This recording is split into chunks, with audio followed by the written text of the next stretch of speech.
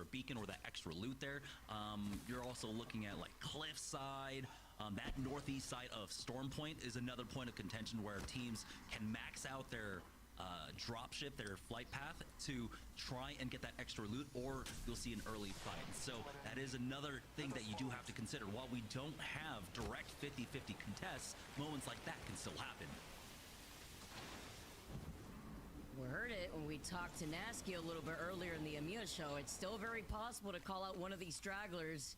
We've already seen it happen. Now we see it again for game number 1. And talk about quick rotates here. So many teams seeing this volatile circle, they've learned their lesson, especially after LAN, right? We've seen sometimes the circle pull over to the Lonely Grandma house on the north side of Trials, northwest side of Skyhook. And so many squads have already gotten ahead of the curve to rotate there because we know how volatile that circle could be when the squads that are stuck over by Countdown or by Skyhook inside these buildings where a lot of teams could coexist end up getting called out on their rotate. Ooh, take a look at this shadow coming out as Native trying to get down the hill, make their way into Fragment, but a third party actually possibly forcing him back. Most hated though were on the hunt for that.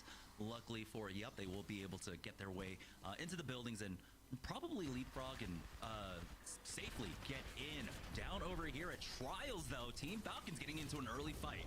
That's gonna be the first one to go down. That's dropped. That's going to be huge here. Zero going to be able to get that first pick here, too. They put up the catwall on top of it. Can they capitalize now?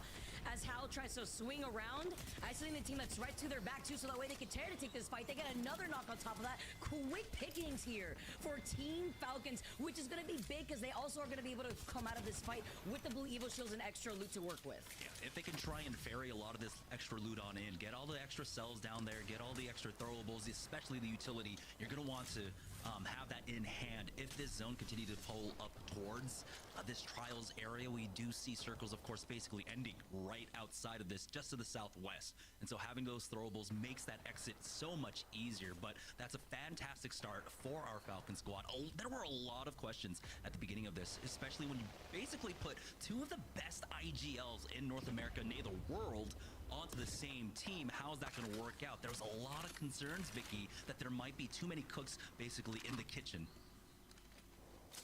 But how many of them are burning the food is the question, depending on how they're going to rotate here, too. I mean, you talk about cooking up. I mean, CCE, they are really stuck on this Rampart pick, and that's what I heard, the Sheila blaring through the air. So CCE, they run this similar composition onto Stormpoint, except in minus the Loba, they usually run the Valkyrie as NRG, another team over here by Skyhook. Another Evil Harvester is right there, so they can expect other squads to try to take advantage of the Evil Harvester on the rotate here, too. But while they are in Skyhook East for now, there's about the rest of the lobby minus 3 other teams already in Skyhook West.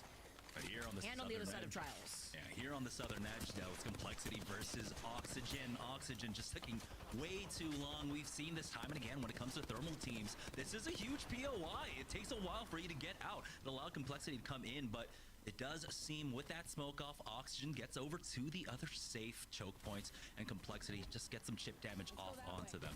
They are close, though, it looks like, for Monsoon. 224 off on that Evo, and with a lot more ground to cover, they should easily be able to get themselves purples going into round number 2. Let's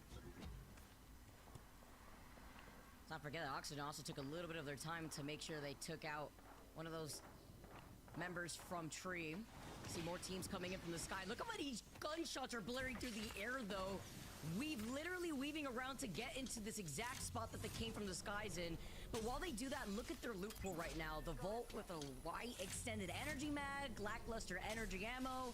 This is going to be the case here while they do want to play for final circle positioning. Yeah, white attachments, white equipment basically across the board. And this is not one of those spots that you can easily get some extra loot. A lot of the action isn't going to come your way. You're going to have most of the pileup on the south side, especially inside of Sky West and Sky East respectively. Getting a better look at this ring in just a moment. Will it continue to pull north? There's a slight chance that it can come down here towards Countdown, but no, this will continue to hard pull up towards that northwest side. Tripod, Weave, basically in some of the best positions for it. It's Weave, though, that do not really have the equipment to try and convert this into more for themselves. For tripods, though, they have a lot of angles to play off of. It can be a little bit dicey in the mid game, but as long as they can navigate it, keep their back clear, that position can be an easy top 5. Especially if they have better loot compared to Weave here too. While Board, this is the team that we were talking about. This is the squad that lands over by Tree. They lost on their Bloodhound early on, so playing more so by the edge patiently to see if any other teams are in the area. Do know to their north side in the middle of Skyhook, we have NGNL Esports. Yup, over to their left. This is tough too, because when you don't have a support legend, there's not really much you could do there. You have to abandon the banner if you don't feel secure to take it. We even saw Oxygen trying to camp it out at one point, and now they're forced to play it out as a duo. I believe E8s might have lost out on one on their rotation here. It's very surprising at this point, but for now, it looks like we might have a huge standstill. I mean, this is what happens when we get into Skyhook. So many buildings, so many positions for teams to basically coexist. And honestly, you can fit the entire server in here, no problems. No one doesn't, we can all be good neighbors. You can make sure you're not stomping around at 2 p.m. But no, Ambino is going to definitely make noise here. They don't want any State Farm, all right? They're just going to be able to try to passively try to see if they can take some shots while also being aggressive without giving up their position.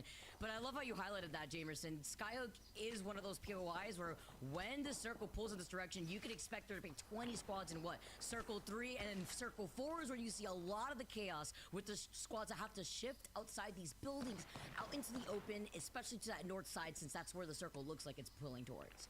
Yeah.